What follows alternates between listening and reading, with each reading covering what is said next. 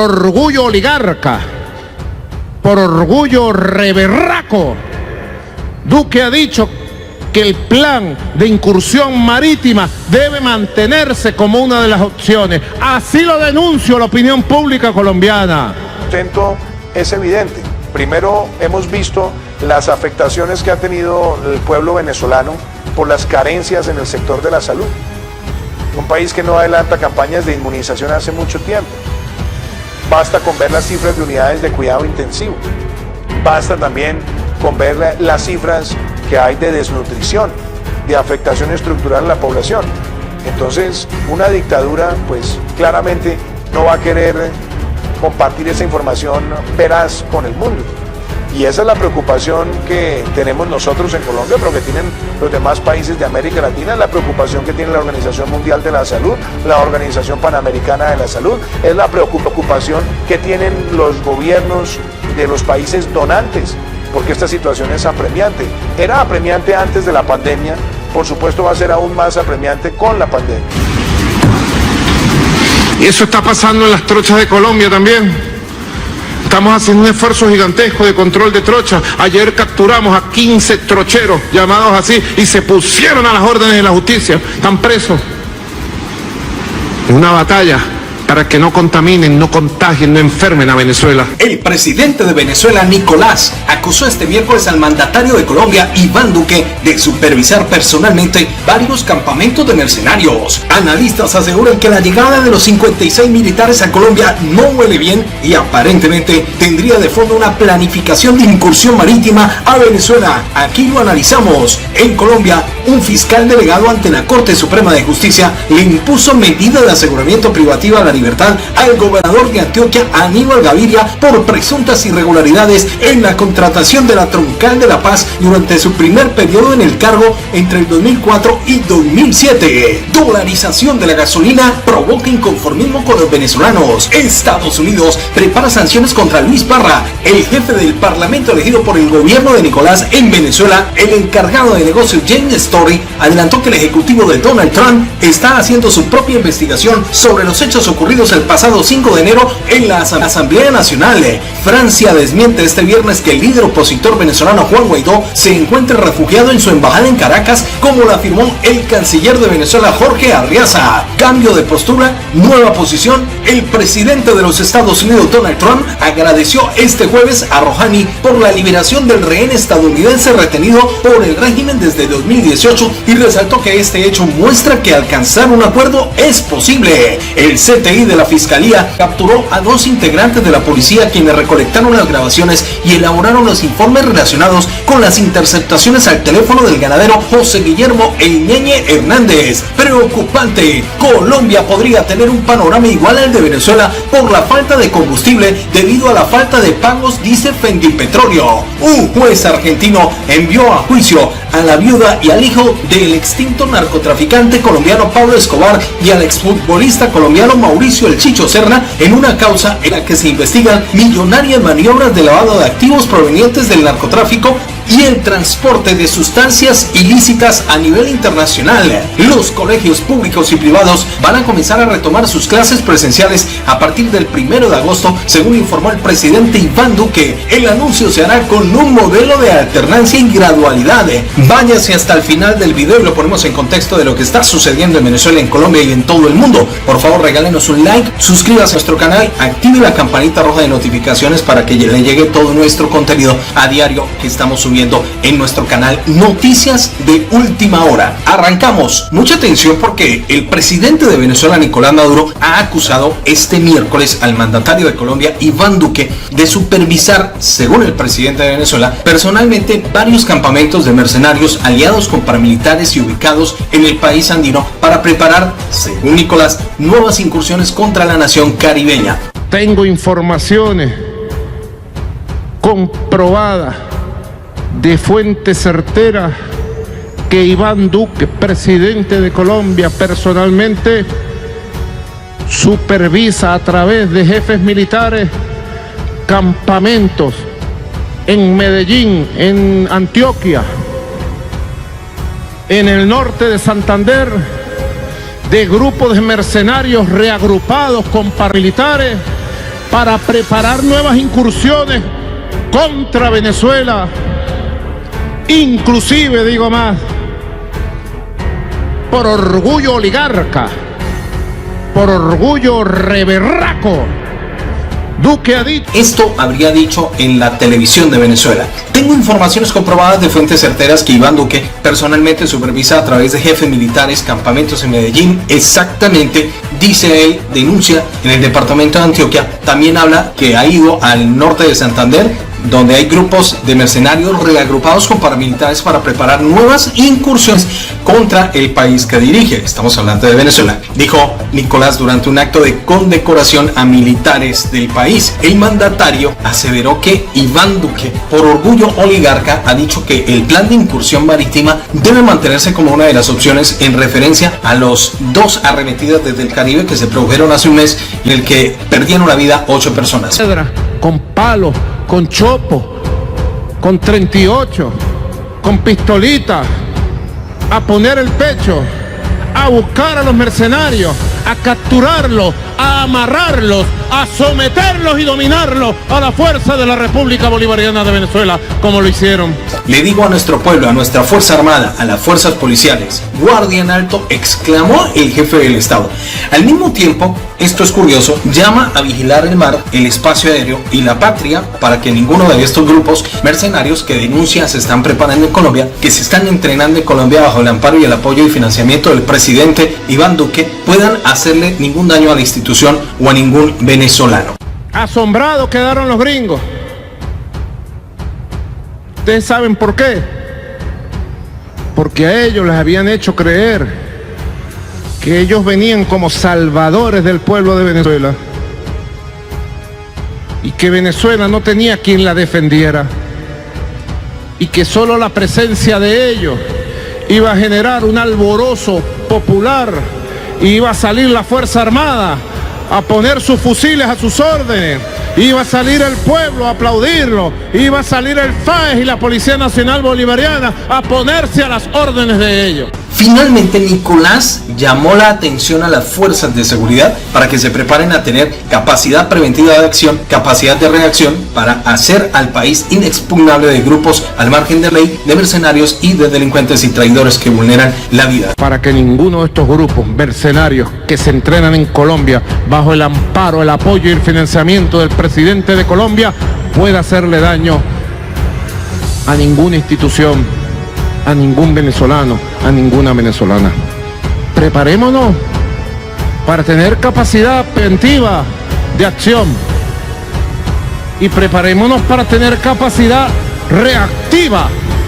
Sobre las diferencias políticas de Venezuela, Nicolás subrayó que estas se deben dirimir a través de la Constitución y a través de los votos y no de otras formas. Diferencias políticas entre venezolanos se dirimen de una sola forma, de una sola manera, a través de esta Constitución, a través de los votos, no a través de las balas.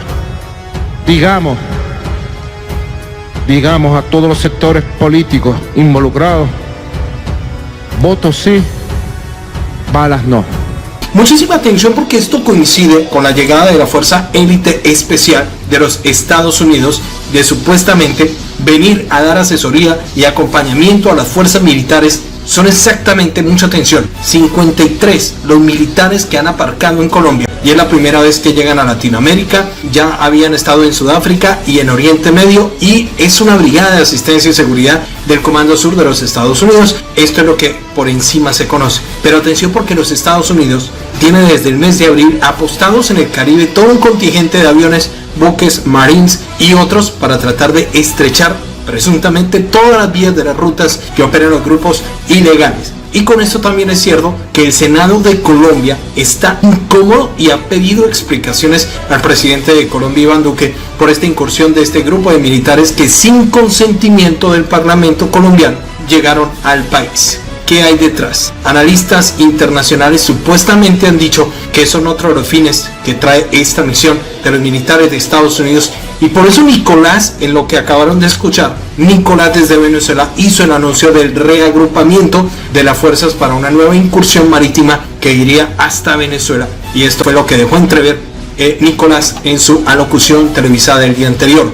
Incluso se conoce, y esto está caliente, mucha atención, esta información es confidencial, la canciller María Zaharova desde Rusia informó que Estados Unidos pretende una nueva incursión en el país caribeño según los servicios secretos desde el Kremlin, aunque el gobierno colombiano desmiente estas afirmaciones. Muchos analistas suponen que son otras las intenciones que hay detrás del arribo de estos militares de las toldas del chavismo, hablan que es el fin y que se están preparando a grupos que son expertos en supervivencia y en conflicto a gran escala. Y esto lo dijo el presidente Nicolás. Está temeroso, el tema no huele bien. ¿Acaso hay una nueva incursión que se están preparando? Esta llegada, ustedes pueden comentar si es coincidencia o si es normal o si es rutina desde el ejército de Colombia tener estos encuentros con los Estados Unidos. El ministro de la Defensa, Carlos Holmer Trujillo, pues ha dicho que esto siempre lo han hecho con los Estados Unidos, pero recuerden que hace poco, un mes, se dio a conocer la incursión marítima que dio con la captura de 67 personas en Venezuela y que fueron eliminados 8. Incluso también coincide con las declaraciones de Donald Trump cuando dijo que si Estados Unidos lo hubiera hecho, hubiera sido diferente y perfecta, y que hubieran llegado con todo el ejército a invadir a Venezuela. Tienen todo en el Mar Caribe, en las costas de Venezuela, está todo el equipo allí detrás de los grupos ilegales supuestamente, y están esperando las directrices directamente de los Estados Unidos, qué es lo que tienen que hacer en Colombia. Muchos analistas en Venezuela hablan de que de esto no hay nada bueno con la llegada de los Marines, aunque por las toldas del guaidosismo dicen que este es el inicio de la libertad de Venezuela. Le están apostando por una incursión de Norteamérica, y atención porque ya esto es verídico, están en Colombia los militares expertos de Estados Unidos. En el comunicado del Comando Sur fueron muy enfáticos en decir que Estados Unidos ayuda a los socios a desarrollar capacidades de seguridad para que puedan aplicar presión existente sobre organizaciones extremas y fuera de la ley y brindar seguridad a su nación, mientras, escuchen esto, nos ayudan a contrarrestar las posibles señales de enemigos en contra de los Estados Unidos. Y como ustedes bien lo saben, lo ha dicho Donald Trump, Venezuela es un foco enemigo para USA. Incluso la Casa Blanca ha puesto precio por Nicolás y varios de sus ministros en Miraflores por temas de narcotráfico. Esto está caliente, huele mal. Amigos, ¿ustedes qué piensan? ¿Esto es solo una operación de rutina? ¿Otro show del loquillo de Nicolás? ¿O de fondo se viene preparando una nueva incursión para Venezuela? Lo leemos en los comentarios. Bueno, continuamos con mayor información y estamos en Venezuela. Nos llega información directamente de la capital y de diferentes ciudades donde hay inconformismo, hay manifestaciones por la escasez y la dolarización de la gasolina, y esto sucede a diario según varias denuncias que nos llegan a nuestro portal. Miles de personas se han manifestado contra el nuevo sistema de racionamiento que ha diseñado Nicolás en Venezuela y que busca distribuir, en el caso del combustible obtenido por parte del gobierno que dirige Rouhani desde Oriente Medio y cuyas fallas se presentaron inmediatamente. Por ejemplo, desde Caracas nos dicen que los policías del gobierno han apuntado a quienes manifiestan en la estación de servicio de la Urbina. Grupos de personas se han manifestado de forma pacífica hasta que llegan oficiales de la Policía Nacional Bolivariana para dispersarlos.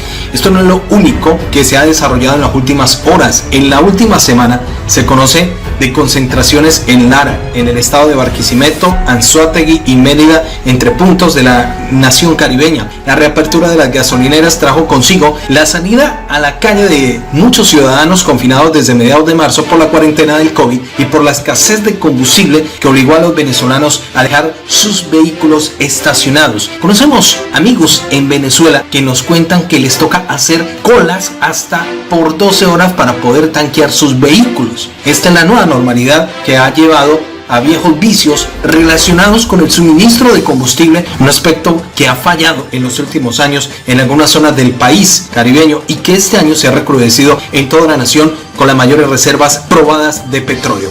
Desde el primer día de la distribución de la gasolina que llegó desde Oriente Medio hubo fallas, denuncian desde Venezuela, aunque las autoridades han insistido en que las estaciones de servicio abrirían desde las 5 de la mañana. Muchas de ellas empezaron a atender con clientes con un retraso hasta de 7 horas, algo que se repite y se ha vuelto común desde el martes hasta el jueves. Del listado de gasolineras que tendrían la opción de surtir a precio subsidiado, unos $3 de depósito, en el cuarto día algunas ofrecen solo tarifas internacionales, con lo que respaldar por completo puede costar hasta $50, bastante caro, en un país en el que el salario mínimo es de $2. Mientras tanto, la petrolera estatal PDVSA mantiene a través de las redes sociales una intensa promoción de puntos de venta sin restricciones de compra, en los que únicamente se venden a precio internacional y pagos en divisa, algo inalcanzable para la mayoría de la población. Muchos venezolanos se han quedado sin la oportunidad, según las denuncias, de cargar esta semana debido a la gran afluencia de vehículos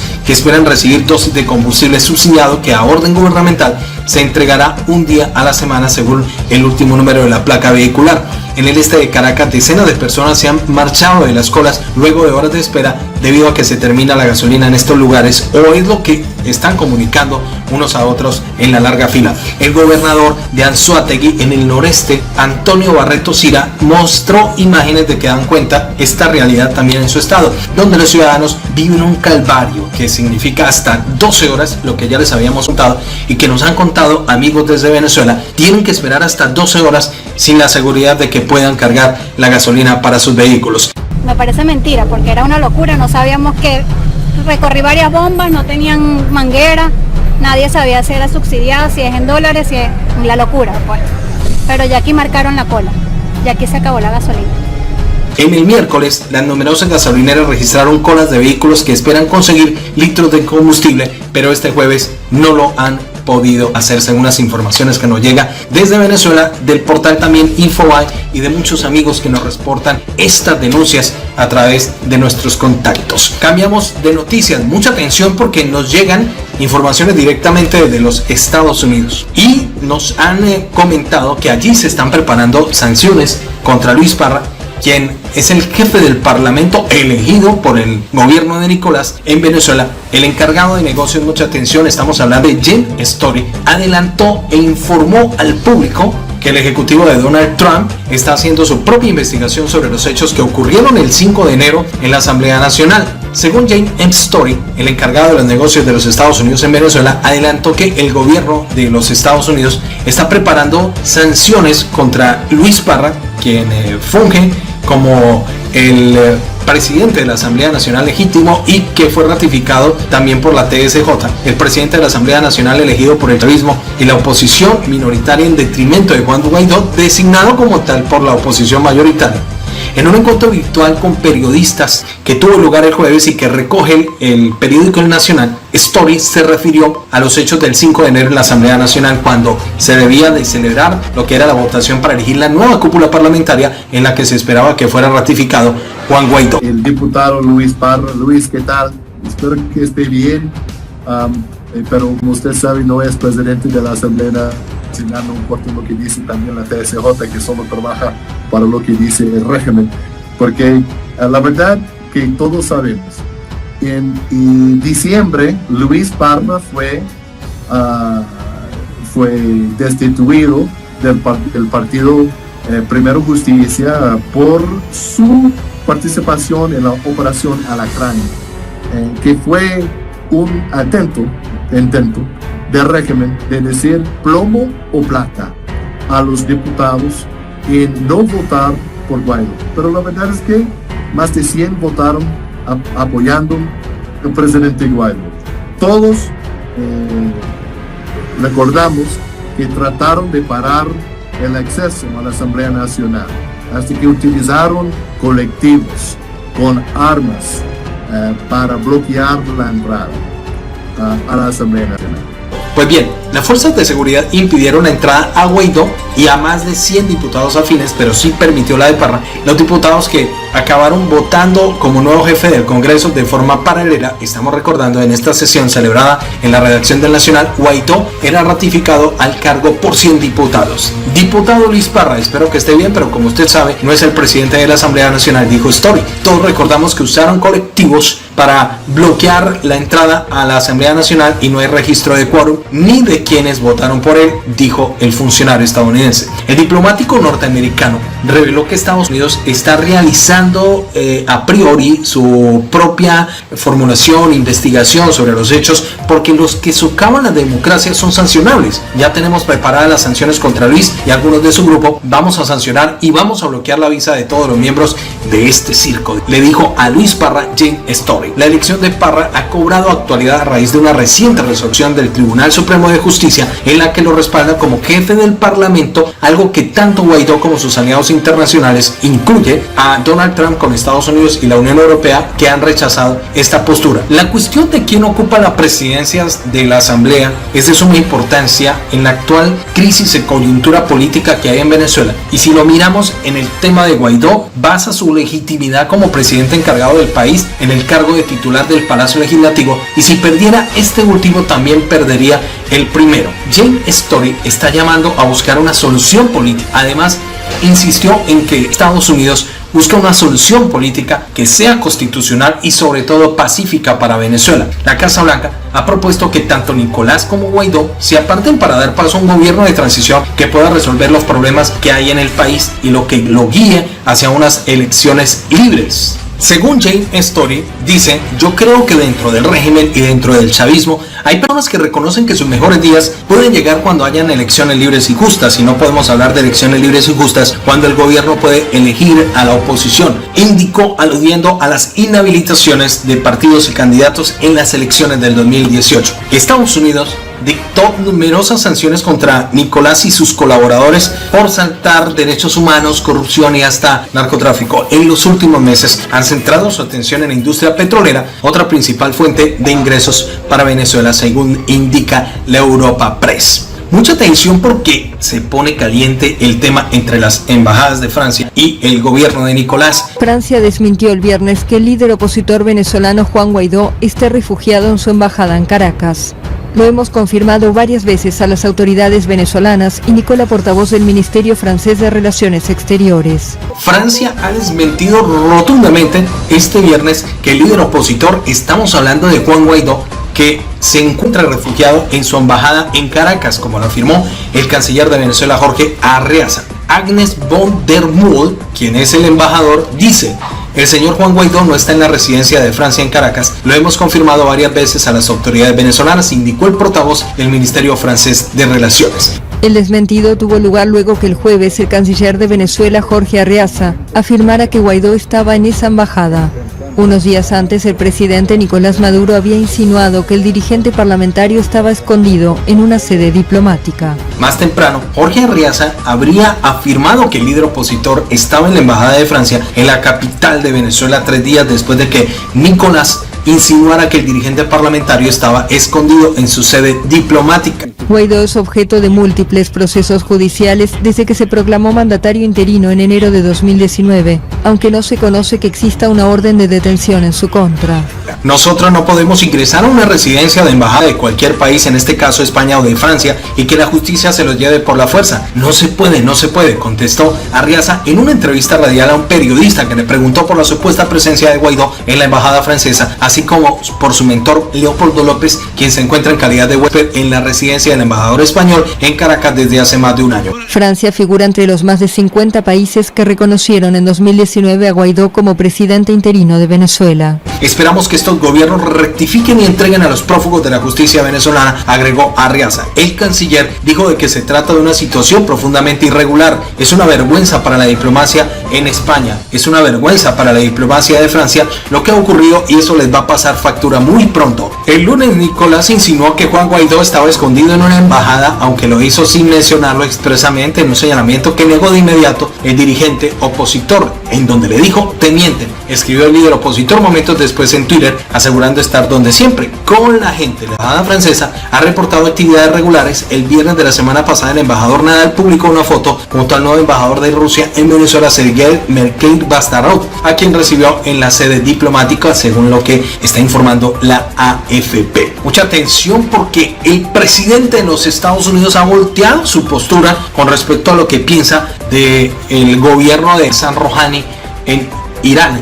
el presidente de los Estados Unidos, Donald Trump, le agradeció este jueves al país persa por haber liberado al rehén estadounidense que había sido detenido por este gobierno desde el 2018 y resalta que este hecho muestra que alcanzar un acuerdo es posible. Además, afirmó que Washington no se rendirá hasta que devuelva a todos sus ciudadanos detenidos erróneamente en Irán y en otros países. Según Donald Trump, dijo lo siguiente: acabo de hablar con el ex rehén estadounidense Michael White, quien se encuentra ahora en Zurich después de haber sido liberado por el gobierno de Rouhani. Se subirá a un avión estadounidense pronto y volverá a los Estados Unidos, indicó el mandatario a través de su cuenta en Twitter. El intercambio de presos fue realizado en Suiza. El país persa liberó a un estudiante norteamericano que cumplía una condena de 10 años de cárcel. Donald Trump dijo: hemos repatriado a más de 40 rehenes y detenidos estadounidenses desde que llegué a la presidencia. Agradezco a Rouhani. Esto muestra alcanzar que un acuerdo es posible. Por su parte, White es el primer marine detenido por Rouhani durante el gobierno de Donald Trump, que fue detenido en 2018 y fue condenado, entre otros cargos, por agredir verbalmente al líder supremo de la República Islámica, Ayatollah Ali Khamenei. Al Departamento de Estado norteamericano confirmó en marzo que había abandonado la cárcel por razones médicas, pero que debía permanecer bajo custodia en la embajada de Suiza, que representa los intereses diplomáticos de Washington en Teherán. Fuentes conocedoras de estas negociaciones le confirmaron a CNN que la libertad de White era definitiva, algo que la propia familia celebró en un comunicado en el que han dado por concluida esta pesadilla. La madre del exmilitar le dio gracias al gobierno de Donald Trump por estas gestiones para poner fin a 638 días en las que su hijo, según la familia, habría sido rehén de la Guardia Revolucionaria de Rouhani. La entrega de White a Estados Unidos se confirmó un día después de que el científico de este país, Cyrus Asghari, aterrizara en la República Islámica tras permanecer detenido en el país norteamericano, según el gobierno de Rouhani. Pudo regresar después de que fuera absuelto de los cargos que se le imputaban, negando así cualquier posible canje. También, el portavoz del Departamento estadounidense, Morgan Ortagus, desmintió esta semana que Washington hubiese pactado un intercambio entre White y Asghari, alegando que Estados Unidos llevaba desde diciembre intentando deportar al científico, pero el gobierno de Rouhani había paralizado el proceso. Mucha atención, nos vamos para Colombia. Esto es algo insólito que está sucediendo con la justicia de Colombia. El CTI de la Fiscalía dio captura a 2 personas integrantes de la policía, quienes habrían recolectado las grabaciones y audios que elaboraron los informes relacionados con las interceptaciones al teléfono de el ganadero extinto José Guillermo Hernández, más conocido como alias Ñeñe. Se trata de Jefferson Fabián Tocarruncho y el sargento Wadid Velázquez. El abogado Miguel Ángel del Río, quien reveló las grabaciones, llamó sobre el procedimiento de detención. Están citando en este mismo momento a los investigadores de la DIJÍN que participaron en las interceptaciones de la Ñeñe política para darle a conocer la captura en su contra por parte del fiscal Daniel Hernández. Información mencionada por el abogado fue confirmada por fuentes cercanas al proceso y este viernes se realiza la audiencia de legalización de captura ante un juez de control de garantías. Los procesos que se le formulan, los delitos es fraude procesal, saltamiento ilícito de comunicaciones, maniobra irregular de comunicaciones, falsedad ideológica en documento público y uso ilícito de comunicaciones. Recordemos que en los audios el ganadero hablaba sobre posibles irregularidades electorales relacionadas en la campaña del presidente Duque, hecho que ya está siendo investigado por la Fiscalía. El nombre de Ñeñe Hernández cobró relevancia luego de que la Fiscalía lo relacionara con el narcotraficante Marquitos Figueroa y con una fortuna superior de $1 billón. Mucha atención, esta es noticia internacional y también incluye a Colombia. Un juez argentino envió a juicio a la viuda y al hijo del extinto narcotraficante colombiano Pablo Escobar Gaviria y al exfutbolista colombiano Mauricio Chicho Serra en una causa en la que se investigan millonarias maniobras de lavado de activos provenientes del tráfico de sustancias ilícitas a nivel internacional. Según informaron este jueves fuentes del Ministerio Público Fiscal, para Isabel Santos Callero, Juan Sebastián Marroquín, el exjugador de la Selección Colombia, y de clubes como Boca Juniors, son 3 de los 9 imputados que se presentarán en el banquillo, tal como dispuso el Juzgado Federal de la Ciudad Bonaerense de Morón, dirigido por el magistrado Néstor Raval. La investigación apunta de que todos ellos, entre los que también se encuentran el empresario Mateo Corvo, habrían realizado un aporte esencial para inyectar en Argentina fondos de José Byron Piedradita Ceballos, vinculado al líder del cartel de Medellín. Cabe recordar que Serna jugó en Boca Juniors en 1998 y 2002 y tuvo como compañeros a los también colombianos Oscar Córdoba y Jorge Bermúdez, logrando 3 títulos de Liga, 2 Copa Libertadores y una Copa Intercontinental. A la viuda y al hijo de Escobar, que viven en Argentina, se les acusa de haber efectuado un aporte de la naturaleza esencial para cumplir los objetivos criminales de la estructura ilícita mencionada, al haber sido quienes en 2007 supuestamente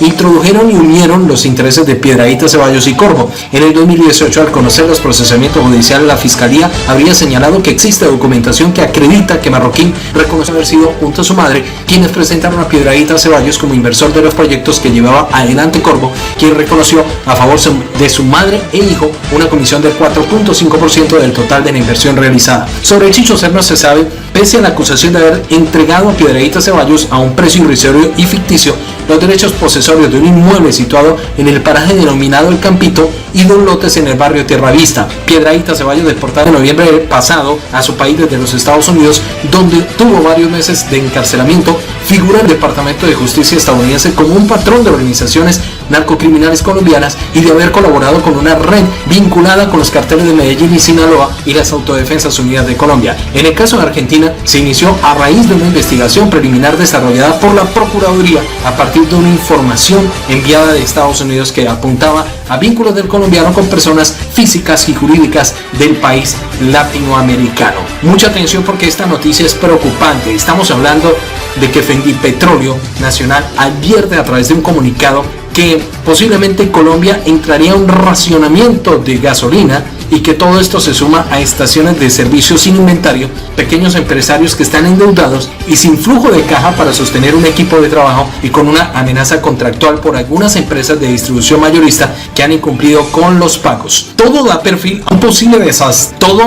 perfil a un posible desabastecimiento generalizado de combustibles, escenario que ya se está materializando en algunos puntos de venta, indicó el gremio en el documento. Los empresarios han destacado que esta crisis podría ser evitada si el Ministerio de Minas y Energía hubiese atendido las soluciones propuestas por el sector de manera oportuna. Las estaciones de servicio de distribuciones minoristas son un negocio de carácter familiar por naturaleza y pasan de generación en generación, lo cual se evidencia que los 3.415 distribuidores minoristas son propietarios de una sola estación de servicio. El gremio destacó que pese a haber garantizado la prestación del servicio en medio de la crisis, los distribuidores minoristas han sido descalificados por algunos con señalamientos injuriosos que ponen en duda la rectitud de este sector. Sin tener presente que el margen de comercialización minorista es del 9,3%, los empresarios pidieron enfáticamente que, al igual que otros sectores, sean tenidos en cuenta para los alivios o estímulos con el fin de sostenerse en el medio de la crisis que afecta por el COVID-19 al país. El llamado es a que la política pública cobije también a las estaciones de servicio, sector que es transversal de toda la economía del país, según las indicaciones informativas que nos entrega Pulso. Mucha atención. Información muy importante, sobre todo para los colegios y los estudiantes en el país. Los colegios públicos y privados van a comenzar a retomar clases presenciales a partir del 1 de agosto, según lo ha informado el presidente de la República, Iván Duque, quien anunció que se hará como un modelo de alternancia y gradualidad. No es que a partir del 1 de agosto estén todos los colegios activados con presencia total. Estamos avanzando con esa gradualidad de modelo de alternancia, afirmó el mandatario en el programa diario de televisión del que se habla sobre las medidas del gobierno para enfrentar el COVID. En este sentido, el mandatario manifestó que el regreso será definitivo y con secretarías de educación de los municipios y con los colegios para darle tranquilidad a los padres que tienen temor de que sus hijos regresen a clases presenciales. En marzo, Duque suspendió las clases presenciales en escuelas y colegios, medida que días después se extendió a las universidades. Por su parte, la ministra de Educación, María Victoria Angulo, manifestó que desde el 1 de agosto el gobierno espera contar con todos los protocolos de bioseguridad para el retorno a las aulas, por lo cual se harán varias evaluaciones regionales. Por otra parte, Angulo también manifestó que 47 proyectos de infraestructura educativa en 13 de los 32 departamentos del país beneficiarán a más de 38.000 estudiantes que están en marcha y cumpliendo los protocolos de bioseguridad. Mucha atención porque un fiscal delegado ante la Corte Suprema de Justicia le impuso medida de aseguramiento privativa de la libertad al gobernador de Antioquia, Aníbal Gaviria, por presuntas irregularidades en la contratación del Troncal de La Paz durante su primer periodo en el cargo en 2004 y 2007. En el comunicado de la entidad informó la decisión, por lo cual le fue comunicada al presidente de la República para que suspenda a Gaviria del cargo y el nombre a un gobernador encargado. Según la investigación, cuando Gaviria se desempeñó como gobernador de Antioquia entre el 2004 y 2007, incurrió en delitos de contratos sin cumplimiento de requisitos legales en concurso homogéneo, heterogéneo con peculado, apropiación a favor de terceros. El fiscal delegado ante la Corte Suprema de Justicia resolvió la situación jurídica del gobernador de Antioquia, Aníbal Gaviria Correa, vinculado a una investigación por irregularidades de contratación, y le impuso medida de aseguramiento privativa de la libertad. El fiscal del caso encontró que en el contrato de mejoramiento de pavimentación de la troncal de La Paz en el tramo La Cruzada Caucasia, suscrito en 2005 por valor de 41.663.432.778 pesos, se pactó inicialmente un anticipo del 25% que luego se amplió al 29%. La decisión fue comunicada el día de hoy al presidente de la República para que se cumpla con el mandato legal de suspensión del cargo. Según la Fiscalía, esto significa casi 1.500 millones de pesos de más. Para el contratista, esta modificación desconoció requisitos legales esenciales como los principios de planeación y transparencia. Además, de acuerdo con la entidad, el anticipo fue pagado sin que se hubiera aprobado una garantía contractual para asegurar la destinación correcta de los dineros. Los elementos recopilados en el proceso, que se sigue en el marco de la Ley 600 de 2000, indican que Aníbal Gaviria Correa, cuando se desempeñó como gobernador de Antioquia entre el 2004 y el 2007, incurrió en los delitos de contratos sin cumplimiento de requisitos legales, en concurso homogéneo y heterogéneo con peculado por apropiación en favor de terceros, lo que habría obligado al contratista a invertir más de 10.000 millones de pesos en maquinaria y equipos.